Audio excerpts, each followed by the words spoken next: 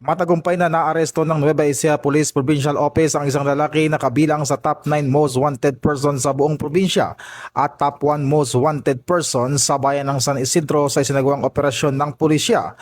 Ang 57 anyos na sospek ay nadakip sa bisa ng warrant of arrest para sa kasong rape at sexual assault.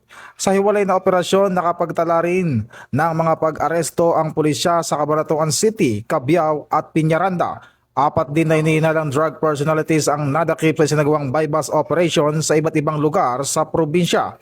Samantala, isang suspect ang naaresto matapos maaktuhan sa pagnanakaw ng kable ng kuryente habang 3 pang lalaki ang nahuli kaugnay ng isang insidente ng pananaksak.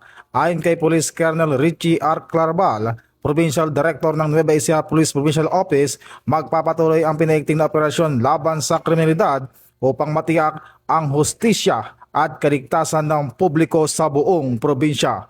Ito ang bagong PNP para sa bagong Pilipinas, serbisyong mabilis, tapat at nararamdaman.